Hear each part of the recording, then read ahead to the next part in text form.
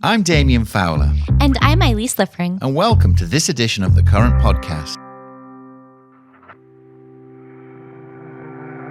This week, we're excited to sit down with Sarah Crockett, Global Chief Marketing Officer at Designer Shoe Warehouse, otherwise known as DSW. Now, Sarah has been at the brand for just over a year, during which time she's been overseeing a brand refresh across DSW's 500 stores, as well as a sort of digital upgrade to its e-commerce marketing. From launching 7 new marketing channels, Sarah is reimagining how the retailer shows up for modern consumers. And that means navigating everything from economic uncertainty to shifting consumer behaviors to the rise of the Gen Z shopper and the evolution of omni-channel experiences. Let's dive into how Sarah and her team are rethinking retail marketing for today and the future. So Sarah, you've just really come up on your 1-year anniversary as the Global Chief Marketing Officer at Designer Shoe Warehouse. And I know that you're in the midst of what you might call a major brand refresh. Can you describe, that journey over the last year, what you've seen and where you are right now? Yeah, absolutely. I can't honestly think of a better initiative for a first-year journey. This initiative has started with us just getting a heck of a lot smarter on our customer, our existing customer, the broader consumer for the category, understanding what their needs are and how they're being served in the market for the category currently, and where there's gaps that uniquely fit within our points of differentiation. So that's been a really rich process in the background, still underway. We are currently in the sort of creative expression side of that project, where now we know distinctly where we're putting our sharp points. How are we bringing that to life visually and tonally? And then we're excited to introduce all of that work to the consumer here in the near future. That's exciting. Well, what was it when you came in? What was the need that you saw in terms of the brand, in terms of like how you wanted to reposition it a little bit, or should we say give it that refresh? Yeah, I think the need was very obvious that this whole dynamic in the retail sector, in the footwear category, has undergone tremendous change, just as many industries have over the last 5 years. So this was an opportunity for us to recognize that, 5 years ago, the customer had a very different relationship with the category than they have today. And the consumer's changing so rapidly that I think the frequency of evaluating this type of work goes up from what it used to be. So exciting to understand the relationship from pre-COVID times and how that's evolved to post-COVID times. And now is our chance to really meet the consumer in their new mindset. Could you just dig a little deeper on that? I'm curious to hear you say more about how the consumer has changed over the last 5 years. What does that mean exactly? Yeah, well, if you just take an example of their relationship with work, pre-COVID, there was an office culture that dominated all of our lives. During COVID, we all were introduced with at-home work, which if you think about the footwear category and what you would purchase to go into the office versus what you're prioritizing when you're working from home, there's some significant customer behavior shifts right there. And so what does that mean with the relationship with the category is really important for us as an authority in the retail space and trend space to lean into. And that drives changes with our assortment, with how we're connecting with our customers through content, et cetera, et cetera. So that is one of just many examples of what we mean by change. Now, talking about changing times, we are now in a new era of tariffs, and your company just sent out a note to consumers warning of possible price increases thanks to global supply chain challenges and economic uncertainty.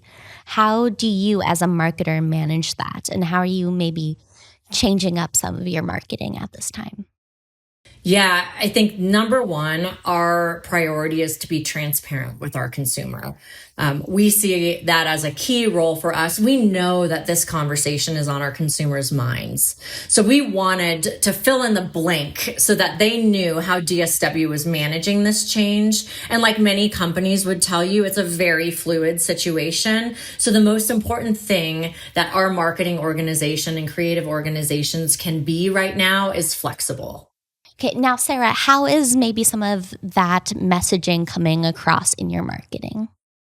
Yeah, so maybe an example of what flexibility means for marketing is looking at future seasons. And if one of the challenges that we'll have as an organization is around pricing, and I say if, because again, this is a very fluid situation. If we look at the news headlines and see supply chain pressures, yet again, very familiar times, what does that ultimately mean that we should be doing to plan around flexibility? And that might be focusing more on what those unique value points for DSW as a retailer are versus focusing on a individual style of shoe. DSW, we hear time and time again, is a valuable resource to the consumer because of our breadth of assortment. You may have a need for a specific occasion. You may not know exactly the style or the color of the shoe you want. You know you can come to DSW and you will find that and often more.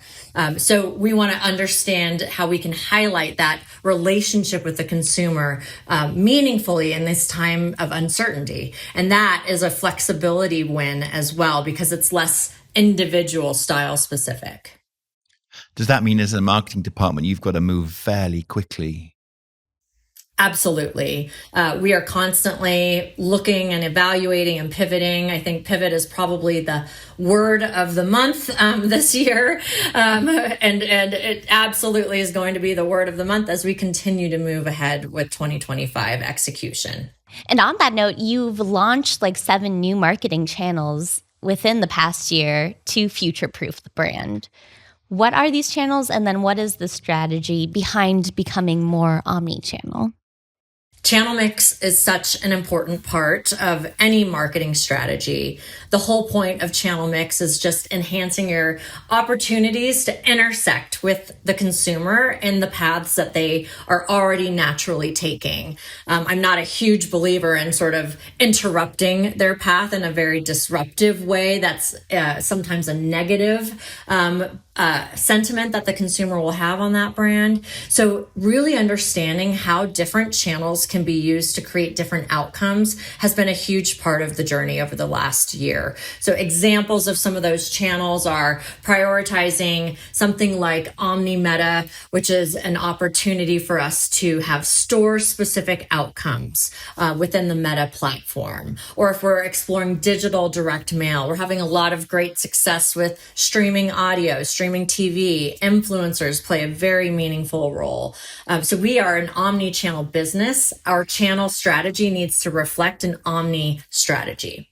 Now, when you're thinking about all those multiple platforms, what drives your choice first? Is it the format or audience behavior?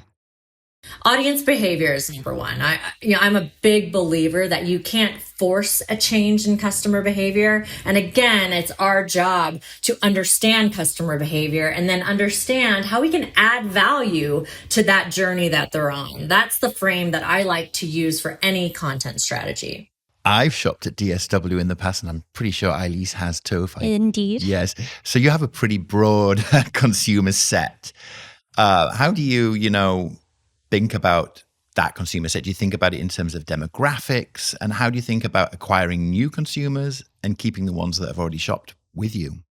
That's been a huge part of this first year. Again, starting our brand strategy journey by understanding the consumer. And the good news is we did identify a very clear customer mindset that transcends generations. Are there certain behaviors that vary by generation? Absolutely. To your point, DSW, because of our broad assortment, has a very broad consumer base. So what we now understand is what is that shared mindset that a Gen Z consumer can relate to as well as a boomer consumer can relate to. And believe it or not, there are plenty. And so that's going to be our focus, is ensuring that DSW intersects with our target consumer audiences, both existing and new, in ways that are very relatable to them. And we have plenty to offer. And we're going to underpin that with consistency in who our brand is by, again, connecting to that shared mindset. Obviously one of the keys to digital marketing is sort of understanding in quite a granular way who is shopping with you. And one of the ways of doing that is through loyalty programs. And I know that recently the DSW has launched a retail media network, which perhaps, taps into some of that kind of data. Could you talk a little bit about that and why it was important to go ahead and say launch a retail media network? Yeah, absolutely. Well, we have a very robust vendor community. We sell the best national brands in the business. So the retail media network is a way for us to extend our partnership with our vendor community in ways that bring additional value through content and messaging to our consumer set. So that's one thing I will say. The other piece to your question around loyalty, absolutely a critical, probably one of the top 1 to 2 initiatives as a marketing organization that we have is ensuring that we're continuing to nurture the relationships with our consumers. We've had an industry leading loyalty program for years. Our VIP program has been adopted by many, many customers, millions of customers across the industry. And that is them raising their hands saying that they're interested in hearing more from DSW regularly and getting those exclusive benefits that only a VIP member can get. So we are in the process of looking at that program, evaluating where we can continue to make enhancements, certainly not sitting on our laurels because we've built this industry leading platform, but continuing again to nurture it and find ways to enhance it. As we do this brand work to sharpen our points of differentiation, you can absolutely expect to see that reflected in our future loyalty program. At the same time, you're becoming more digital and omni-channel. The store itself is becoming even more important. Can you go into a little bit about how you're leveraging the value of your stores alongside those digital channels? Absolutely. I will say our stores are our number one marketing channel. The reason for that is that we have the best of the brand intersecting with our consumer in our stores. And that starts with our staff. That relationship that our consumers have with our field team is so rich. We hear about it all the time. And what experience leaves a consumer with a memory usually includes another human on the other end of it, right?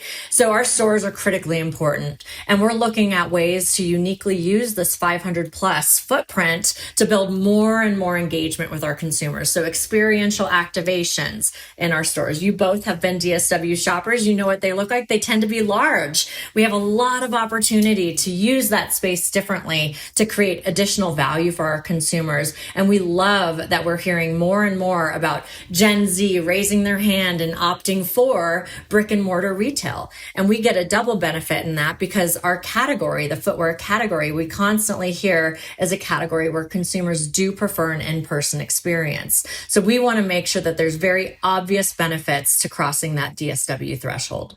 Now, I want to take a moment to look at the major takeaways over your past year and the campaign so far that you've launched at DSW. What were those key areas that you're tracking now after year one? So I love to track in a both qualitative and quantitative approach. Quantitative tells you very directionally lift. You have your KPIs. I like to look at customer lifetime value as a starting point. Depending on the initiative, you'll have different objectives. If it's a retention-based initiative, of course, you're going to want to look at retention rate, frequency, things of that nature. New customer acquisition, looking at predictable lifetime value, and looking at customer metrics as a whole. On the qualitative side, we look every single day at our customer feedback. Every single day at that feedback from our retail stores, from our digital stores, from our social media platforms. That provides us with a regular drumbeat. You couple that with a more traditional brand equity measurement capability to see where are you moving those needles. If we're trying to elevate ourselves in the consideration set of our target consumers, I may care more about that bridge between awareness and consideration than I might care about the awareness growth on its own. So it really depends on the initiative, but I think a combination of qualitative and quantitative is always a good solution. Now, as you look back, was there anything that really stood out to you as a highlight or a surprise, in terms of a channel that popped or audience behavior that was perhaps counterintuitive or not something you expected? Just curious for your take on that. Yeah, I mean, as I mentioned earlier, we've tested into a lot of new channels, and it's been a fascinating experience. One that comes to mind on the heels of that question is streaming audio. We are seeing consistent and meaningful success in that channel. And I guess maybe why I would say that's a bit of a surprise is because it's not as much of a visual channel, which the rest of our marketing funnel really represents a visual channel strategy in so many ways. Even the shopping feed is a visual of a product, right? But when you're talking about streaming audio, it's really about a verbal storytelling. And we know more and more consumers are opting into podcasts as their means of daily content. Music, obviously, an important part of everybody's life, I hope. And so this is an opportunity to yet again intersect with the consumer's journey and where they're opting to choose their time and creating content that clearly is standing out to them in a positive way. That was really cool. I'd love to hear one of those ads. Hey, all you got to do is go on our website and show some intent, and I bet you're going to start to hear some. Yeah. So have you seen any unexpected behavior or feedback from specifically like Gen Z shoppers that might have like changed your approach to content or your platform strategy? Not so much unexpected. Maybe that's because we've been really deeply rooted in a lot of this customer research. But we do love the fact that this generation is leading the charge and going back to brick and mortar, as I said. That physical shopping experience does not come at the cost of digital engagement, by the way. There's no longer a digital and physical world, and it's not that black and white. So what that opting in and raising their hands to say brick and mortar as a preference means to us is that we need to find new ways to, again, communicate and introduce the DSW brand and the benefits and the unique points of differentiation in a lot of these digital channels to drive that physical store outcome. Now, at the beginning of this conversation, we talked a little bit about the economic uncertainty, and of course that impacts consumers and consumer sentiment. We have touched on this a little bit. Just wanted to dig in a little bit more on that. Changing shopping habits, as it relates to consumer sentiment around anxiety about, spending. What does that mean for your media strategy?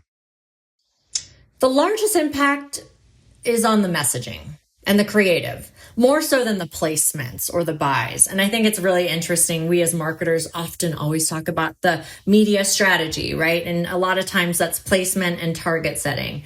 But sometimes we leave out what I think is of equal importance, which is what are you actually putting into the box, right? What is the creative message that you are illuminating to drive that value creation? So I would say the biggest impact is on our messaging. We know and we hear the consumers raising their hand again and saying value, value, value. And guess what?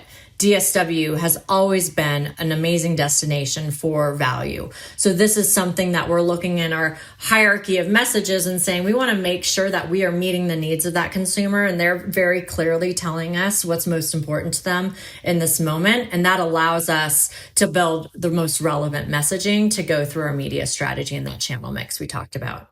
Talking about creative messaging and creative placement, obviously one of the hot topics of conversation right now is AI. How are you thinking and connecting with AI, whether that's an AI customer service point of reference or user-generated content? How are you thinking and using AI in your sort of marketing strategy? Yeah, we're very active in our use and exploration of new capabilities across our marketing and creative functions. I do genuinely believe that all of the new capabilities that are being introduced from AI are really aimed at efficiency. That's the name of the game. I know there's a lot of conversation and sort of fear mongering around replacement of people. And sure, I'm sure there's some element of that. However, I heard somebody phrase it this way, and I'm going to sort of take a nod to it. People who use AI are likely to replace people who don't use AI. And I think, again, that speaks to that efficiency play. But we are absolutely across our media buying strategies to our creative content development, to even concepting, looking at ways to continue to use it as a new input. Into our last section with these quick questions now. What's a digital marketing trend you think is overhyped and one you think more brands should be leaning into?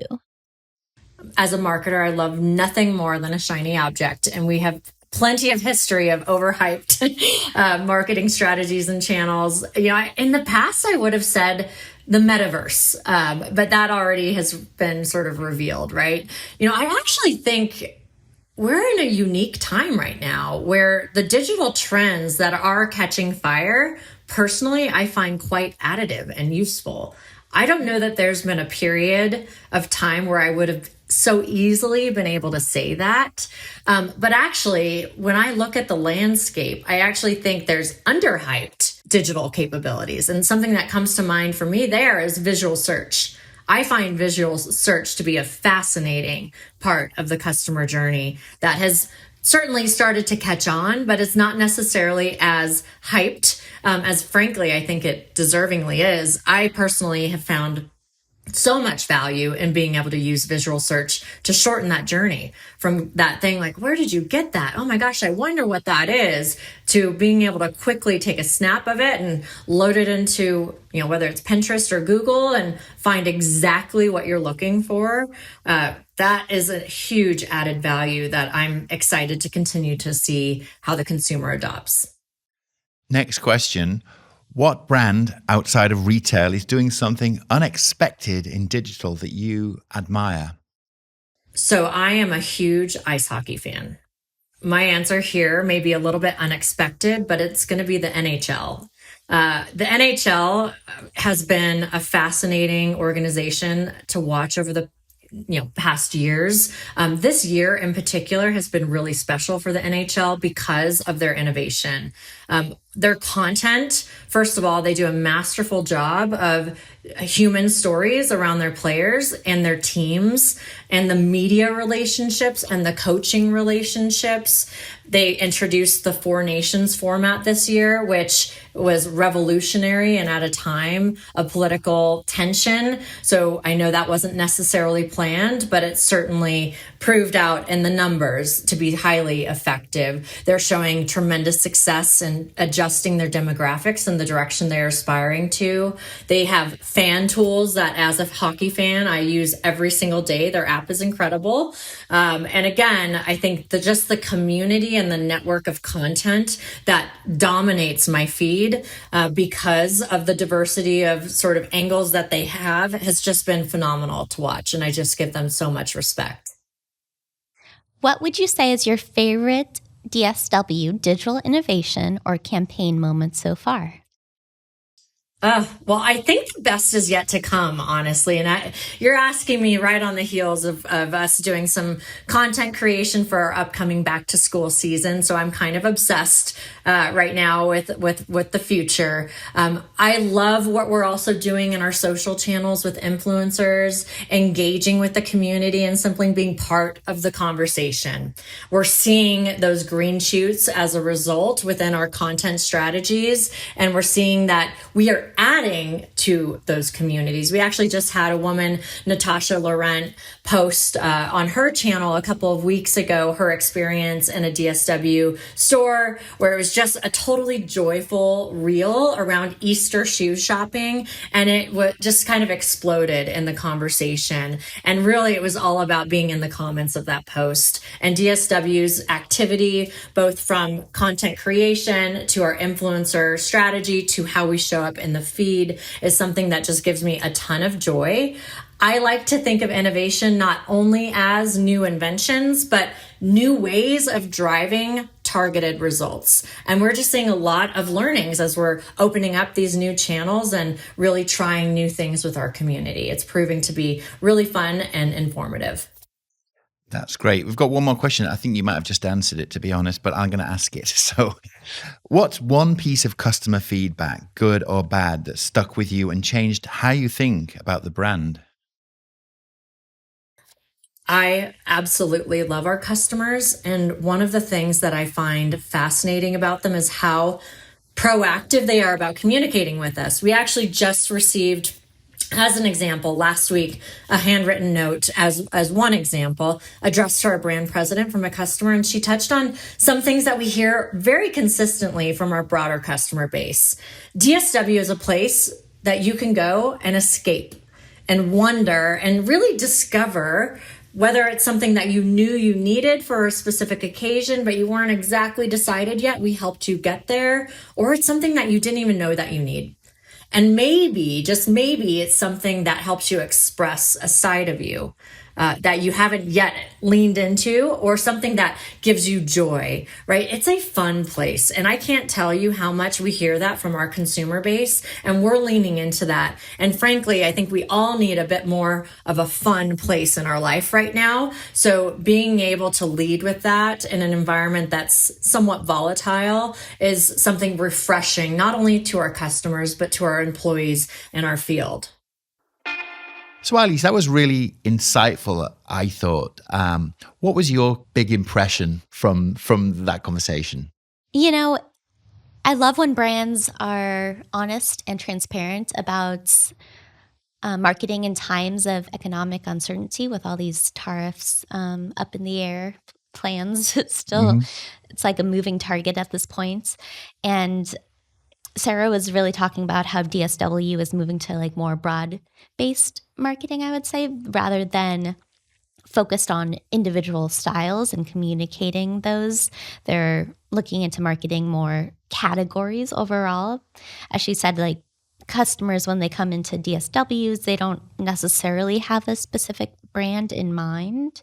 So broad is better almost at this point. That is an interesting pivot, because they can't necessarily guarantee the inventory that's coming because of the potential interruption in the global supply chain, what's coming. So yeah, so true. That is a point of interest for a marketer, I guess.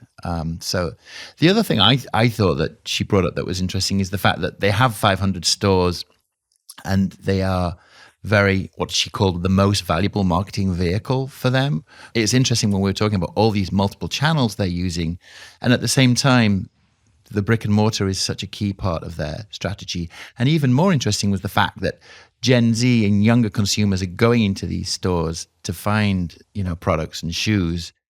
But I thought her point that, that there's no longer a digital and physical world was an interesting one. They've harmonized those two things. And I think that's something that's interesting and new that we're hearing. Yeah, and then out of all the 7 different marketing channels that she's introduced over the past year, what really caught my interest was that streaming audio surprised them the most. Really, because yeah. it was just not visual like the other channels. So that was just surprising to them how well it's doing. It speaks to the power of podcasts and that the fact that the omnichannel campaigns are reaching into the audio world in such a powerful way. And that's why we love podcasts. We do. And that's it for this edition of The Current Podcast. This series is produced by Molten Heart. The Current Podcast theme is by Love and Caliber. The Current team includes Kat Bessie and Sydney Cairns. And remember, Number one, our priority is to be transparent with our consumer. I'm Damien. And I'm Elise, and we'll see you next time.